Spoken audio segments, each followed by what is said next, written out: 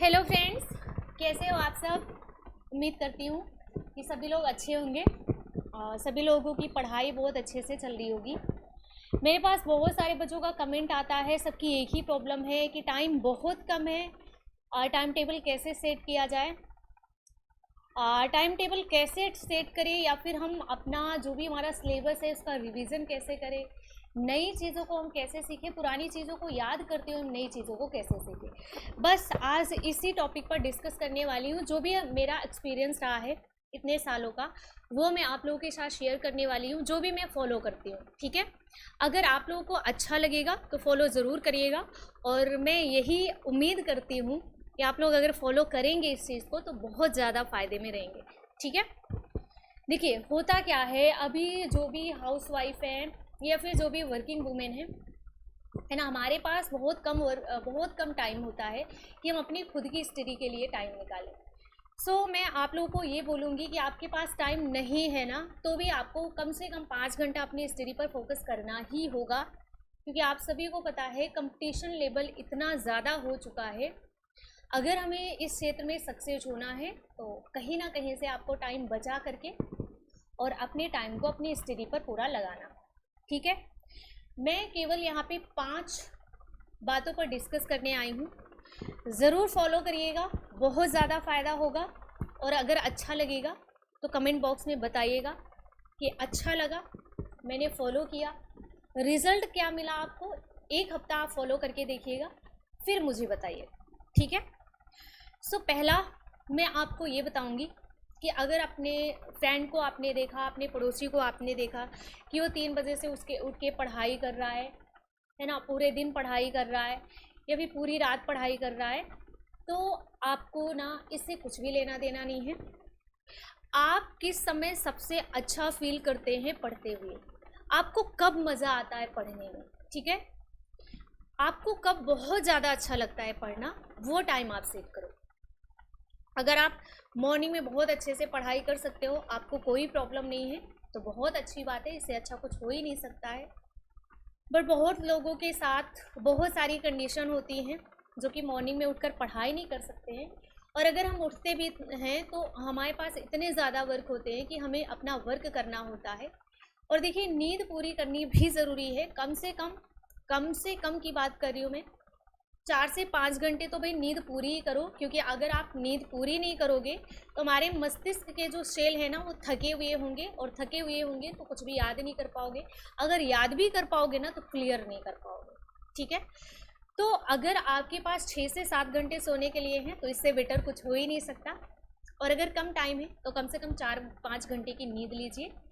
उसके बाद दिन के 12 घंटे होते हैं, आपके पास मॉर्निंग का टाइम है, मॉर्निंग का टाइम आप सेट कर लीजिए। आपके पास इवनिंग में टाइम है, इवनिंग का सेट कर लीजिए। आपके पास दिन का कोई भी समय हो जब आप फ्री होते हैं और आपको ऐसा लगता है कि आप अपनी स्टडी को लेकर सीरियस हैं, तो 5 घंटे का आप शेड्यूल बनाइए। और अगर आप फ्री हैं, केवल और केवल स्टडी कर रहे हैं, तो 10 से 12 घंटे आप पढ़ सकते हैं, कोई प्रॉब्लम नहीं है। अगर आप 12 घंटे का टाइम टेबल बनाते हैं ना, तो मान के चलिए केवल आप 10 घंटे पढ़ते हैं, है ना। अब आपके दोस्त में कोई ऐसा बोल दे भाई कि मैं इतना ज़्यादा पढ़ती हूँ, इतना ज़्यादा पढ़ती हूँ, इतना अच्छे से ध्यान लगा के पढ़ती हूँ, एकाग्र होके पढ़ती हूँ कि लाइट चला जाता है पता नहीं चलता मुझे, तो ऐसे एकाग्रता का कोई मतलब नहीं है ना, कि कॉपी लेकर बैठे हैं, लाइट चलेगी पता नहीं, पड़ोसी से या फिर परिवार के किसी मेंबर से पता चल रहा है कि भाई लाइट तो है ही नहीं, पढ़ाई कैसी हो रही है। ठीक है, तो आपको ऐसा बिल्कुल नहीं करना है।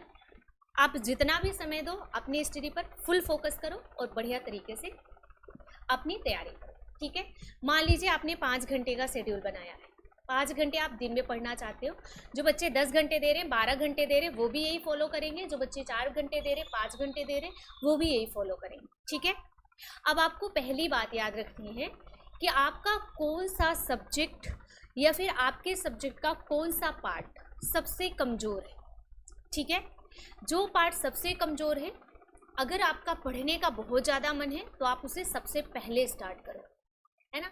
अभी कभी कभी ऐसा होता है कि दिन भर वही काम, तो कभी कभी ऐसा मन थोड़ा सा नहीं लगता है पढ़ने, है ना, ऐसा मन करता है कि आज नहीं पढ़ते। तो जब आपका मन ऐसा करे कि आज नहीं पढ़ते हैं ना, उस दिन आपको स्टार्ट कहाँ से करना है, जो सबसे ईजी सब्जेक्ट हो। जो सबसे इजी पार्ट हो, जो आपको बहुत अच्छे से समझ में आता है, बिना मन के आप पढ़ते हो तो भी याद हो जाता है। जब आपका मन हो पढ़ने का तो सबसे टफ सब्जेक्ट से स्टार्ट करना, और जब आपका मन ना हो पढ़ने का तो सबसे इजी सब्जेक्ट से स्टार्ट करना, ठीक है। तो जब आप इजी सब्जेक्ट से स्टार्ट करोगे ना पढ़ना, तो धीरे धीरे जब आपने 10 मिनट 20 मिनट 40 मिनट पढ़ा तो बन जाता है फिर फ्लो, है ना। फिर आपका मन करता है कि क्या इधर उधर टाइम दे, चलो अपना स्टडी करते हैं, खुद को इम्प्रूव करते हैं। पहली बात। दूसरी बात, आपको याद रखना है क्या, आपने मान लो 5 घंटे का बनाया है टाइम टेबल, है ना। यहाँ पे मैं 2 दिन की बात स्पेशल करूँगी, 2 दिन क्या 3 दिन की बात मैं स्पेशल करूँगी।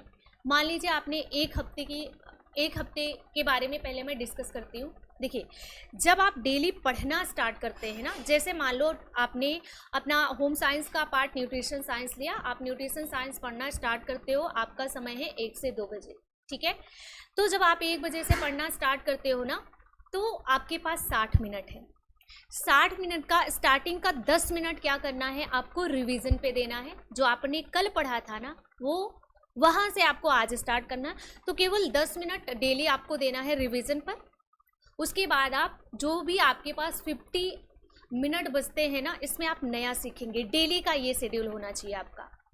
आपने 60 मिनट का अपना एक पार्ट बनाया है, जो भी सब्जेक्ट आप पढ़ने 1 घंटे पढ़ने हैं, उसमें से 10 मिनट पहले आपको जो आपने पुराना पढ़ा है उसको देख लेंगे सरसरी निगाह पे एक बार, ठीक है। और उसके बाद जो भी 50 मिनट बचता है आपके पास, उस 50 मिनट को आप नया सीखेंगे। 50 मिनट जो भी है उसमें आप कुछ नया सीखेंगे न्यूट्रिशन साइंस से रिलेटेड। ये तो रहा आपके डेली का, ठीक है। अब हफ्ते में होते हैं 7 दिन। अब जैसे संडे की बात कर ले, 7 दिन में एक दिन आपको क्या करना है, पूरा का पूरा रिवीजन करना है। एक दिन आपको कुछ नया नहीं सीखना, ठीक है। जैसे आपने 6 दिन जो भी पढ़ा, चाहे वो कोई भी सब्जेक्ट हो, आपने जो भी पढ़ा, हफ्ते में एक दिन आप ऐसा रखोगे जिसमें सिर्फ और सिर्फ आप रिवीजन करोगे, कुछ भी नया नहीं सीखना है। एक हफ्ते में जो भी आपने पढ़ा है वो आप रिवीजन करोगे, ठीक है। एक तो हमने डेली का शेड्यूल देख लिया कि स्टार्टिंग के 10 मिनट रिवीजन जो पिछला पढ़ा है, और 50 मिनट नया सीखेंगे। हमने वीक में देख लिया कि क्या करना है। वीक में एक दिन सिर्फ और सिर्फ रिवीजन पर फोकस करना, नया कुछ भी नहीं सीखना। अब बात करेंगे महीने का। मान लीजिए आपको पढ़ते हुए आपने 1 अक्टूबर से पढ़ना स्टार्ट किया, ठीक है। आपने शेड्यूल 1 अक्टूबर से बनाया है। अब यहाँ पे हम बात करें इस महीने का जो लास्ट का 2 दिन होगा, ठीक है। जैसे आपने जनवरी में पढ़ना स्टार्ट किया, फरवरी में स्टार्ट किया, तो जिस मंथ में भी आपने स्टार्ट किया है उस मंथ का जो लास्ट का 2 दिन होगा, जैसे मान लीजिए 30-31 हो या फिर 29-30 हो, है ना। जितने दिन का मंथ हो, आप लास्ट के 2 दिन को सिर्फ रिवीजन करेंगे। महीने में जो लास्ट का 2 दिन बचेगा उसमें आप सिर्फ और सिर्फ रिवीजन करेंगे। ये तो रहा, इससे आपका सिलेबस भी कंप्लीट हो जाएगा, आप नया भी सीख लोगे, और आपका जो मेमोरी पावर है ना, ये भी स्ट्रांग होगा। क्योंकि मनोवैज्ञानिक लोग बोलते हैं कि जो हम 3 बार पढ़ लेते हैं ना, वो चीज़ हमारे माइंड में फिक्स हो जाती है। फिक्स होने का मतलब आप सेम टू सेम प्रेजेंट तो नहीं कर पाओगे, बट उससे रिलेटेड जब भी क्वेश्चन देखोगे तो क्वेश्चन देखते ही आंसर आपके माइंड में फिट हो जाएगा, ठीक है। तो आपको एग्जाम देने के लिए बस यही करना है। क्लियर? आपने 2 पॉइंट नोट कर लिए होंगे। पहला कि आपको दिन में कौन सा समय या फिर नाइट में कौन सा समय सबसे अच्छा लगता है पढ़ना, ये आपको नोट डाउन करना, टाइम टेबल फिक्स करना अपना। दूसरा, आपको पर डे 10 मिनट रिवीजन करना है स्टार्टिंग में, हफ्ते में 1 दिन पूरा रिवीजन करना है, महीने में 2 दिन रिवीजन करना है। इससे आप नया सीखते जाओगे, 50% चीज़ें आप नई सीखोगे, और आपका जो पिछला वाला है वो रिवीजन पे रहेगा, हमेशा भूलोगे नहीं, ठीक है। और मैंने ये भी बता दिया कि अगर रुचि नहीं है, इंटरेस्ट नहीं है पढ़ने में, तो आप क्या करो, इंटरेस्ट है तो क्या करो, बढ़िया मन लग रहा है, एकदम खुशी मन से पढ़ना स्टार्ट कर रहे हो, तो टफ सब्जेक्ट पढ़ो जो आपका कम तैयार है। और अगर अच्छे से मूड नहीं है पढ़ने का, तो इजी सब्जेक्ट से स्टार्ट करो, जो बिना मन के पढ़ते हो तब भी याद हो जाता है, ठीक है। ये 2 पॉइंट आपको याद रखना है। यहाँ पे सिर्फ इतने पॉइंट अगर आप याद कर लेते हो ना, तो ये मान के चलो, एक तो आपका पूरा का पूरा सिलेबस कंप्लीट हुआ, और दूसरा आपने क्या कर लिया है, आपने बहुत अच्छे से आपका रिवीजन भी कर लिया है। ठीक है, रहा क्वेश्चन आंसर।